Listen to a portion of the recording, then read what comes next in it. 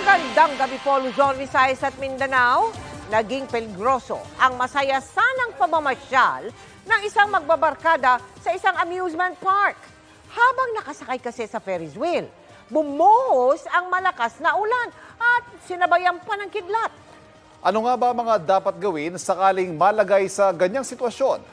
Na mahalaga ngayong maraming namamasyal lalo't magpapasko. Nakatutok si Cedric Castillo.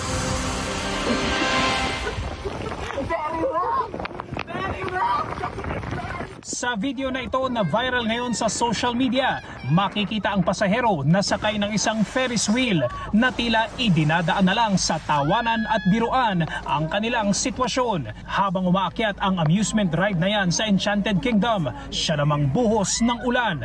Ang mga patak kung saan saang direksyon nanggaling. Kabado po kasi hindi ko po expected na umiikot po yung sinasakyan po namin. Ang lakas ng hangin dun sa taas. Habang tinitiis ang tilamsik ng tubig sa mukha at dahan-dahan ang sinisip-sip ng kanyang mga damit ang ulan, napahiyaw na lang ang mga pasahero nang biglang sinundan pa ito ng isa. Talaga po kung sumisigaw po ako kasi hindi ko na po alam gagawin ko. Nag-hysterical na po ako actually nung nasa taas. Super sigaw na po kami. Pati yung ibang mga nakasakay, sumisigaw na rin po sila na hihinto na lang din po yung ride. Sabi ng uploader ng video, nang sumungit ang panahon, isa-isang pinababa ng operator ng amusement ride ang mga nakasakay at sinuspinde ang operasyon nito. Inasistihan din daw sila ng staff sa baba at humingi raw ng paumanhin ang mga ito. Sinubukan namin kunin ang panig ng Enchanted Kingdom. Hinihintay pa namin ang kanilang opisyal na tugon.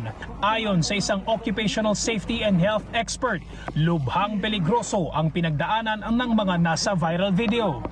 Napakadelikado dahil yung hawakan, yung dulas, salamat nakaupo siya, pero at the same time, yung bagsak ng ulan, siyempre medyo panicky na ang dating ng tao. Bukod sa banta sa kaligtasan ng mismong amusement ride dahil sa ulan, nagtatawag pa raw ito ng atensyon ng ngit-ngit ng kalikasan. Meron po mga farmers, may kalabaw, naglalakad po sa umahan. Meron fisherman, nasa dagat po, tinatamaan ng kidlat. How much more nasa ibabaw? Baka hindi bubuhayin ang tao. Because 1,000 volts yung init niya. Paalala pa ng eksperto sa mga malalagay sa kaparehong sitwasyon, huwag magdalawang isip na ipatigil ang amusement ride. Pag may thunderstorm, may possibility ng kidlat, stop the work, shelter.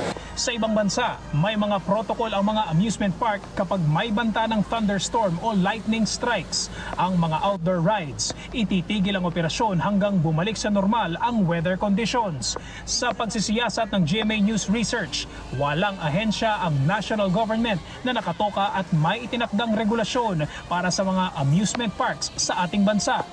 Nakaatas sa lokal na pamahalaan ang pagbibigay ng permit sa mga ito. Dati nang may mga panukalang batas para sa regulasyon ng theme parks pero hindi lumusot sa Kongreso ang mga panukalang ito. Para sa GMA Integrated News, Cedric Castillo, nakatutok, 24 oras. Hindi natutulog ang mga balita. Kaya para sa pinakasariwang balita, mag-subscribe kayo sa aming YouTube channel. Para sa mga kapuso abroad, pwede nyo rin kaming makasama sa GMA Pinoy TV at sa www.gmanews.tv.